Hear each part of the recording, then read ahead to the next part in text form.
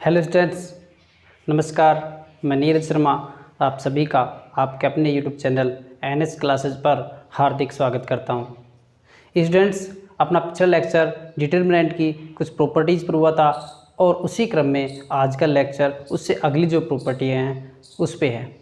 तो उससे अगली जो प्रॉपर्टी है वो आज की क्लास में अपन डिस्कस करेंगे। चलिए स्टूडेंट्स, करते हैं अपनी क्लास को कंटिन्यू और देखते हैं डिटरमिनेंट की अगली प्रॉपर्टी।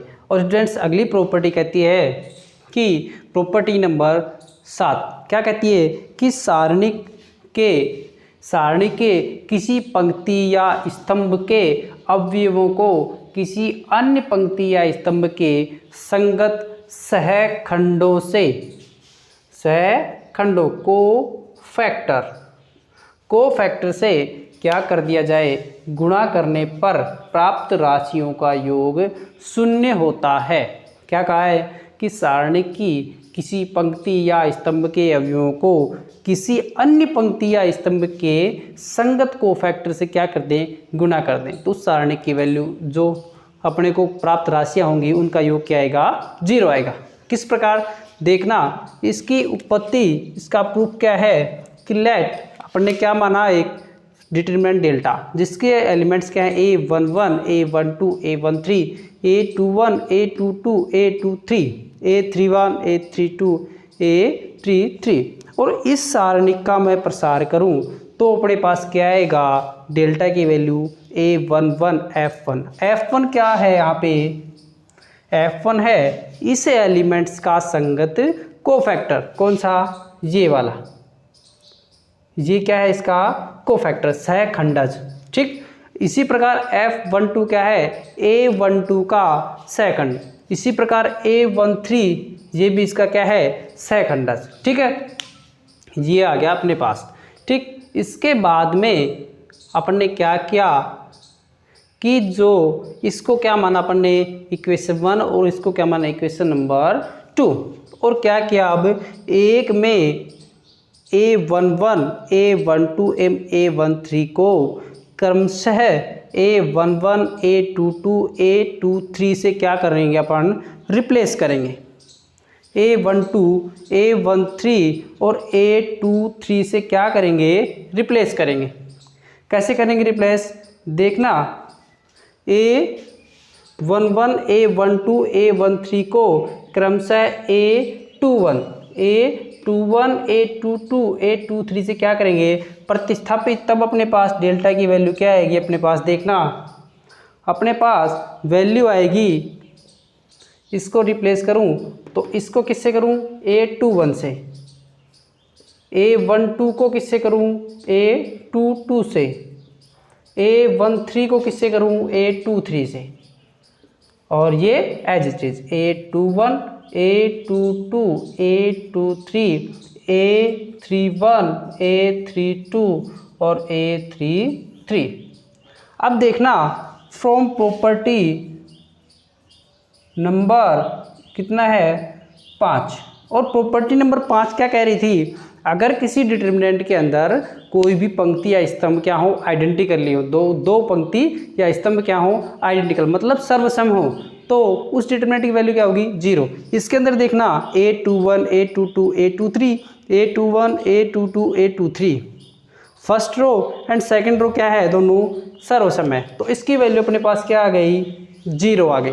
इसकी वैल्यू क्या आई अपने पास, 0। कौन सी प्रॉपर्टी से, प्रॉपर्टी नंबर 5 से। ठीक है, अब क्या करूं मैं, इसको 1 माना, इसको 2 माना, और इसको क्या मान लूं, 3 मान लूं। अब मैं 1 और 3 से वापस देखूं तो अपने पास क्या आएगा, देखना, ये 0 के बराबर। और इसका मैं क्या करूं, गुणा करूं तो A21 फिर इसका सहखंडज F11 प्लस A22, क्या लिखूं, A22 F12 plus A23 F13, ये किसके बराबर आ गया, 0 के बराबर। इसी तरह क्या लिखूं, ये वाला लिखूं, मतलब इस पंक्ति के सापेक्ष, ये किसी दूसरी पंक्ति के सापेक्ष हो गया। अब लिखूं मैं तीसरी पंक्ति के सापेक्ष। तीसरी पंक्ति के सापेक्ष जब मैं करूँगा तो अपने पास क्या आएगा, A31 into F11 plus A32 into F12 plus A33 into F13, और ये भी किसके बराबर आएगा, 0 के बराबर। तो अपने पास क्या हो गया, ये प्रॉपर्टी प्रूफ होगी कि सारणी की किसी पंक्ति या स्तंभ के अवयवों को किसी अन्य पंक्ति या स्तंभ के कोफैक्टर से क्या करें, गुणा करें, तो उनसे प्राप्त जो राशियाँ होंगी उनका योग क्या आएगा अपने पास, 0। तो अपन ने देखा कि यहाँ पर इसका क्या किया, अपन ने इसको रिप्लेस किया, रिप्लेस करने के बाद में इसका वैल्यू आई 0। अब इनका क्या किया अपन ने, ये इसका अपन ने इस 0 के बराबर निकाल लिया था। अब क्या किया, जब इसकी दो पंक्ति क्या है, आइडेंटिकली है, तो अब इस 1 और 3 से जब अपन देखेंगे तो इसका अब दूसरी पंक्ति के सापेक्ष जब मैं प्रसार करूंगा तो क्या आएगा, ये तीसरी के सापेक्ष करूंगा तो क्या आएगा, A31 F11 plus A32 F12 plus A33 F13 बराबर 0। ठीक है स्टूडेंट्स, अब अपन देखते हैं इससे अगली प्रॉपर्टी, प्रॉपर्टी नंबर 8। और प्रॉपर्टी 8 है कि अगर कोई भी सारणिक है, अगर किसी सारणिक के अंदर किसी भी पंक्ति या स्तंभ के सभी अवयव क्या हो, 0, तो उस सारणिक का मान क्या होगा, 0। प्रॉपर्टी 8 में लिख देता हूं कि यदि किसी सारणिक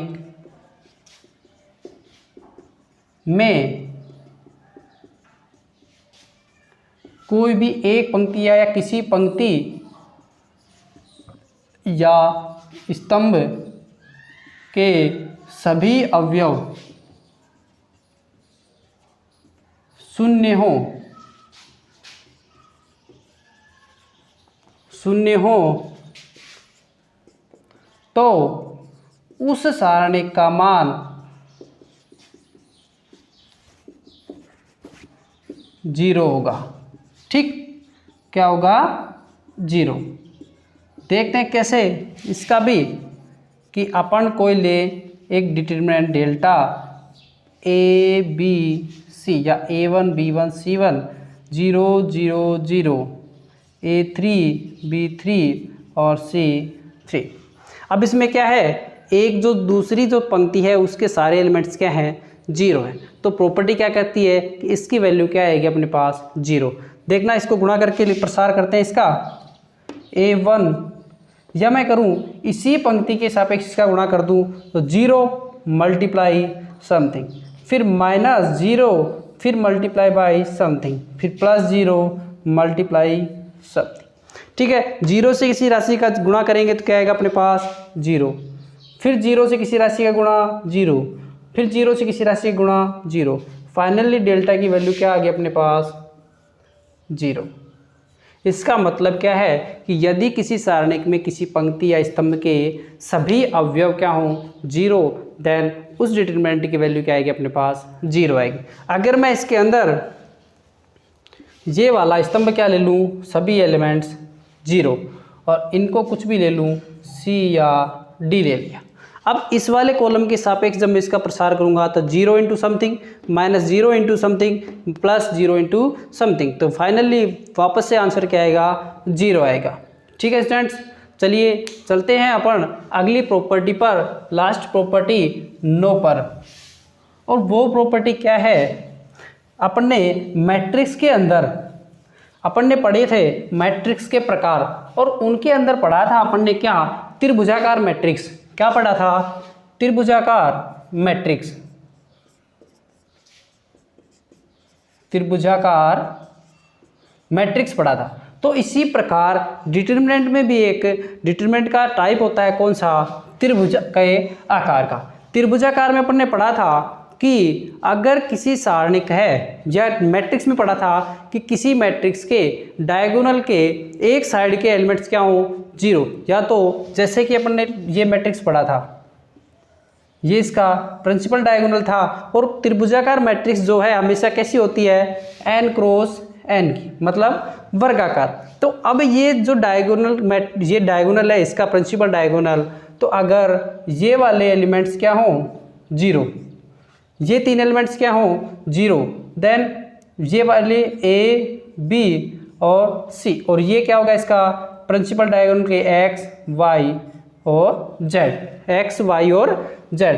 तो अपने पास ये कौन सा होगा, निम्न त्रिभुज ऊपरी त्रिभुजाकार मैट्रिक्स, क्योंकि इसमें ऊपर के वैल्यू सारे क्या हैं, 0। ऐसे ही अपन क्या करते हैं कि डिटरमिनेंट में एक त्रिभुजाकार कोई डिटरमिनेंट्स है तो उसकी जो वैल्यू है वो उसका जो डायगोनल है उसके मल्टीप्लिकेशन के बराबर होगी। देखना, एक मैं लूँ डेल्टा, क्या लिया डेल्टा, और 2 गुणा 2 की लेता हूँ, ए बी सी और डी, ठीक है। अब मैं इसको त्रिभुजाकार होगा तब इसकी वैल्यू यहाँ पे क्या आ जाएगा, 0। ये कौन सी, ये एक त्रिभुजाकार डिटरमिनेंट है, ठीक है।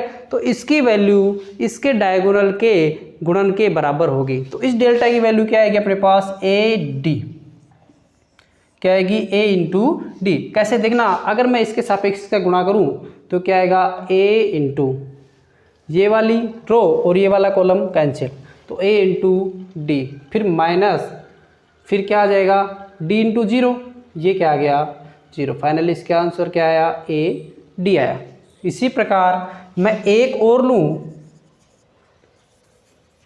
3 क्रम की सारणिक A B C, A1 B1 C1, A2 B2 C2, A3 B3 और C3।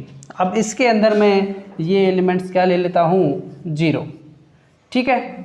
ये क्या है, एक त्रिभुजाकार डिटरमिनेंट, ठीक है। तो इसकी वैल्यू किसके बराबर आएगी, इसकी वैल्यू अपने पास आएगी डेल्टा की A1 B2 और C3 के बराबर आएगी।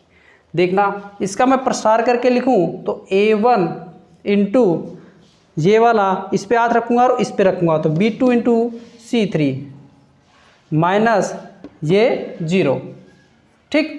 क्या आएगा अपने पास, इसको गुणा करके A1 B2 C3, A1 B2 C3, मतलब किसी भी त्रिभुजाकार डिटरमिनेंट्स की जो वैल्यू है वो उसके प्रिंसिपल डायगोनल के गुणनफल के बराबर होती है। तो ये अपनी डिटरमिनेंट की सारी प्रॉपर्टियां हो चुकी हैं। इससे